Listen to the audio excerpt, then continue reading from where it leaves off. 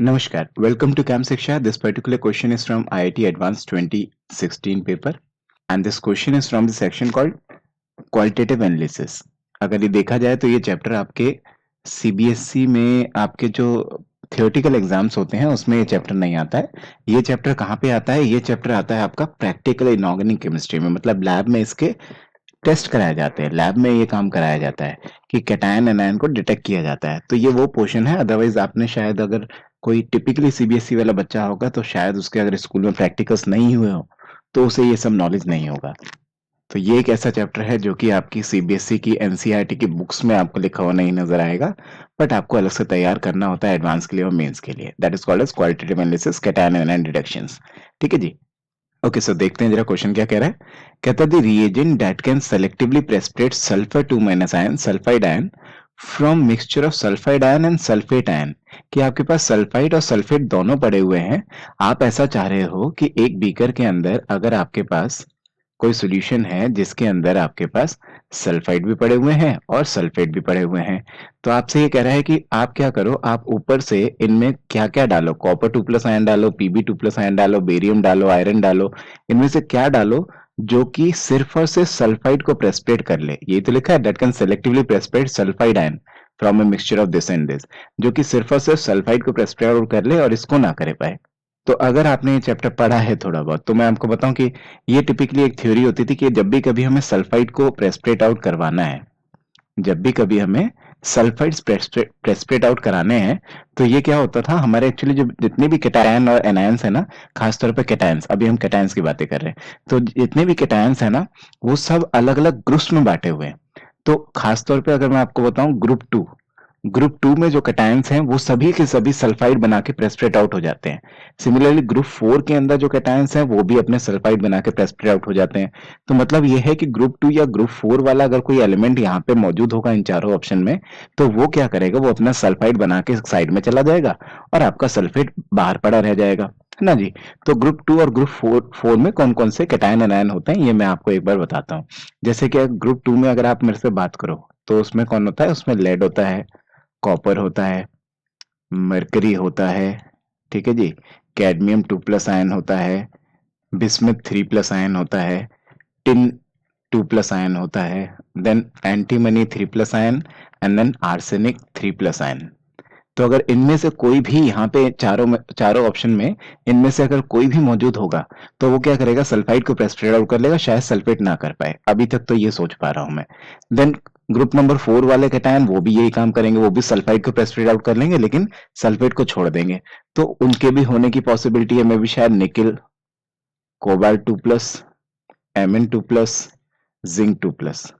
तो ये कुछ ऐसे कैटायंस हैं ग्रुप 2 और ग्रुप 4, ये दोनों के दोनों ही आपके सल्फाइड प्रेसिपिटेट आउट कर सकते हैं। ग्रुप 2 के लिए क्या होता है, ग्रुप 2 में एक्चुअली हमें H2S डालना पड़ता है एसिडिक मीडियम में, तब जाके सल्फाइड प्रेसिपिटेट आउट होते हैं, और ग्रुप 4 में हमें H2S डालना पड़ता है बेसिक मीडियम में, तब जाके सल्फाइड प्रेसिपिटेट आउट होते हैं। तो अब देखते जरा इन सब में से, चाहे ग्रुप 2 चाहे ग्रुप 4, इन चारों ऑप्शन में से क्या इनमें कोई नजर आ रहा है। जैसे यहाँ पे मैं देखूं कॉपर 2 प्लस आयन, तो कॉपर 2 प्लस आयन तो यहाँ नजर आ रहा है, तो it may be answer A option शायद हमारा आंसर हो सकता है। बेरियम 2 प्लस आयन इनमें मौजूद नहीं है, दैट्स वाई वो हमारा आंसर नहीं होगा। पीबी 2 प्लस आयन, हाँ जी पीबी 2 प्लस आयन भी मेरे को यहाँ मौजूद है, ऑब्वियसली मेरे को नजर आ रहा है, तो वो भी हमारा आंसर हो सकता है। इसके अलावा देखें यहाँ पे सोडियम है, आयरन है, सोडियम आयरन में से इसमें कुछ भी नजर नहीं आ रहा है, दैट्स वाई ये तो आंसर हो ही नहीं सकते। मतलब कि इसी आधार पे कि ग्रुप 2 और ग्रुप 4 के अंदर बेरियम या फिर आयरन या सोडियम तो पाया ही नहीं जाता, तो इसलिए ये तो होगा ही नहीं आंसर। आंसर इन दोनों में से कोई होगा। अब इन दोनों की कहानी ध्यान से सुनना जरा। ओके सो ध्यान से सुनिएगा। जैसे कि कॉपर 2 प्लस आयन की अगर मैं बात करूं, तो अगर कॉपर 2 प्लस आयन की बात करूं ना, तो कॉपर 2 प्लस आयन में अगर आपने सल्फाइड आयन मिला दिए तो ये बिल्कुल सही बात है, CuS का प्रेसिपिटेट आउट बना के बाहर आ जाता है। और इसमें अगर आपने सल्फेट आयन मिला दिए तो सल्फेट आयन में यहाँ पे कोई प्रेसिपिटेट नहीं आता। इस कारणवश मैं यहाँ पे कह सकता हूँ कि ये तो हमारा आंसर पक्का है। तो ये जो मैंने अभी अभी लिखा है इसके आधार पे तो मैं ये कह सकता हूँ कि जो कॉपर 2 प्लस आयन है वो सल्फाइड के साथ मिलके सल्फाइड को पहले प्रेसिपिटेट आउट कर लेंगे और सल्फेट को नहीं कर पाएंगे। तो ये हमारा आंसर हुआ। देन अगर मैं पीबी के बारे में बात करूं तो पीबी 2 प्लस आयन के साथ क्या कहानी है जरा सुनिएगा।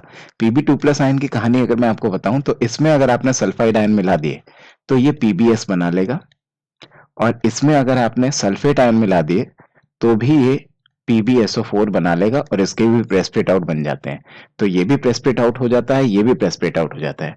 अब कहानी यहाँ पे आके अटकी कि Pb2+ आयन मतलब ऑप्शन नंबर सी को आंसर दे या नहीं दे। तो क्या हुआ, काफी सारे बच्चे तो पीबी वाले ऑप्शन को टिक ही नहीं लगा के आए। क्यों? क्योंकि पीबी तो इसके साथ भी प्रेसिपिटेट आउट बना लेगा और इसके साथ भी प्रेसिपिटेट बना लेगा। तो अगर दोनों के साथ ही प्रेसिपिटेट बना लेगा तो उसमें सेलेक्टिवली सल्फाइड आयन को तो प्रेसिपिटेट आउट कर नहीं पाएगा। इस कारणवश बहुत सारे बच्चे पीबी को टिक नहीं लगा के आए। लेकिन अगर टेक्निकलिटी पे जाएं तो टेक्निकलिटी पे जाने के बाद एक बात पकड़ में आएगी। क्या पकड़ में आएगी? कि एक्चुअली इसका और इसका दोनों का केएसपी बहुत डिफरेंट है।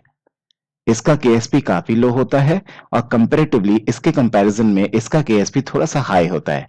जिसकी वजह से अगर आप क्या करो, अगर आपके पास सल्फाइड और सल्फेट दोनों का मिक्सचर यहाँ पे पड़ा है और ऊपर से अगर आप Pb2+ आयन इसमें डालो, तो Pb2+ आयन सबसे पहले तो सल्फाइड को ही निकाल के बाहर लेके जाएगा, मतलब उसका प्रेसिपिटेट आउट बनाएगा।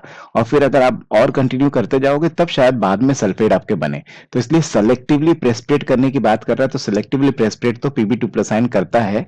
ये बात बिल्कुल सही है क्योंकि दोनों के केएसपी में डिफरेंस है। अदरवाइज पीपीटी तो दोनों के बनते हैं, प्रेसिपिटेट तो दोनों हो जाते हैं। तो इसलिए इस सवाल में थोड़ी सी कंट्रोवर्सी हुई कि इसको टिक करें या नहीं करें। अगर टेक्निकलिटी पे जाएं, अगर हमें इनकी केएसपी के बारे में पता हो या केएसपी वैल्यूज इनकी रटी हुई हो, तो मैं इसको क्या करके आऊंगा, तो मैं इसको टिक करके आऊंगा कि भाई ये क्या है, इनके केएसपी बहुत अलग अलग हैं, इसलिए ये सेलेक्टिवली प्रेसिपिटेट आउट कर लेगा, इसको पहले प्रेसिपिटेट आउट कर देगा, इसको बाद में कर देगा।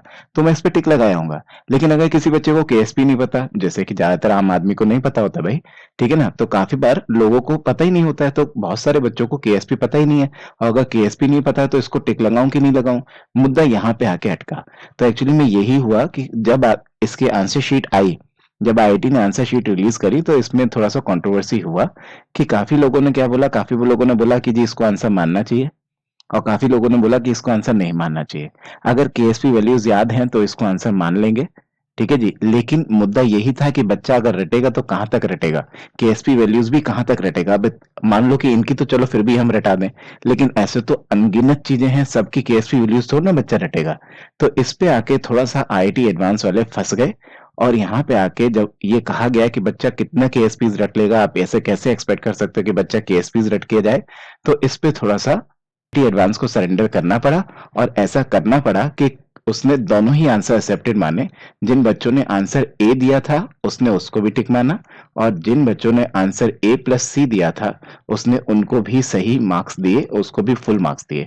एक चीज आप आज जाके देख सकते हो, आज भी आईआईटी की साइट पे ये 2016 का पेपर आपको वहां मिल जाएगा, ऑफिशियल आंसर की आपको वहां मिल जाएगी। इस क्वेश्चन के जब आप आंसर देखेंगे तो वहां पे दोनों ही आंसर लिखे हुए, ए आंसर भी लिखा है और A+C भी लिखा हुआ है, तो दोनों ही आंसर हो सकते हैं। Okay, so I hope I helped you. Please subscribe Camp Shiksha.